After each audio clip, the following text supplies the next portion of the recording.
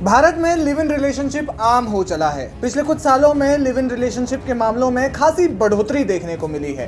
Court का भी इस पर पक्ष साफ रहा है कि एक प्रेमी जोड़ा जिनकी उम्र 18 साल से ज्यादा है वो एक साथ एक छत के नीचे रह सकते हैं। प्रेमी जोड़े रहते भी हैं, कोई घर वालों की मर्जी से तो कोई बिना घर पर बताए हुए, और ज्यादातर मामले बिना घर पर बताए ही होते हैं। ऐसे में अपराध के मामले भी देखे गए हैं। इसका सबसे बड़ा मामला श्रद्धा वॉकर हत्याकांड के रूप में देखने को मिला।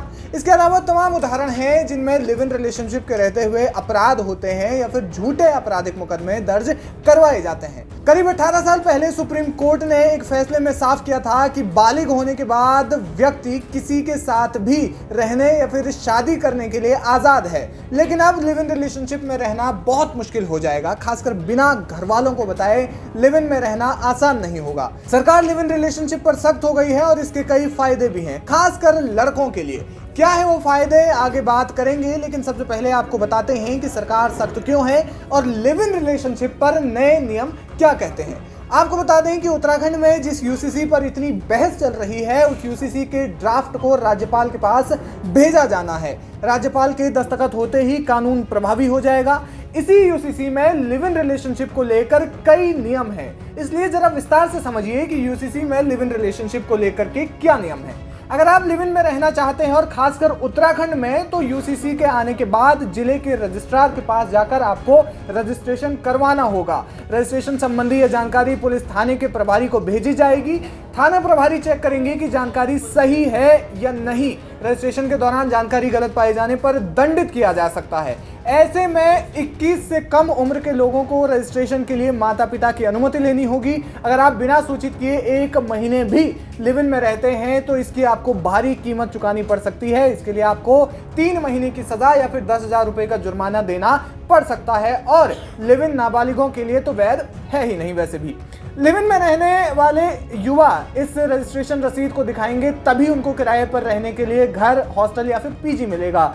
यूसीसी में लिव इन रिलेशनशिप को स्पष्ट रूप से परिभाषित किया गया है। इसके मुताबिक सिर्फ एक वयस्क पुरुष या फिर वयस्क महिला यानी कि युवा और युवती ही लिव इन रिलेशनशिप में रह सकेंगे। वे पहले से विवाहित या किसी अन्य के साथ लिव इन रिलेशनशिप में नहीं होने चाहिए। अगर युवा गलत जानकारी देते हैं तो जिले के रजिस्ट्रार उनके माता पिता को भी समन भेजकर बुला सकते हैं। लिव इन रिलेशनशिप में रहने के दौरान अगर बच्चा पैदा हो जाता है तो उसे वैध माना जाएगा। इसके साथ ही अगर रिलेशनशिप टूटता है तो महिला अदालत जा सकती है और गुजारे भत्ते की मांग भी कर सकती है। बताया जा रहा है कि लिव इन रिलेशनशिप में रहने वाले दोनों पार्टनर्स में से कोई एक अगर इसे खत्म करना चाहता है तो वो इसकी जानकारी भी देनी होगी।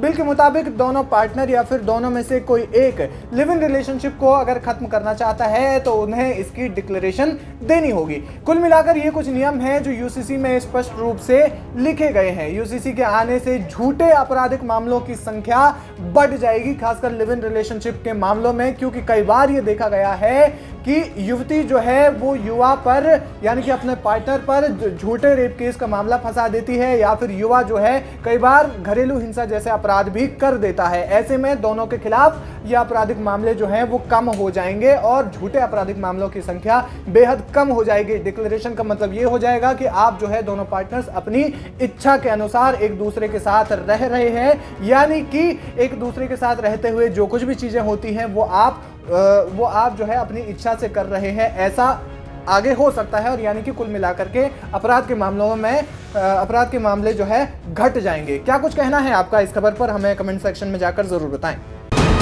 वीके न्यूज, राष्ट्र के नाम।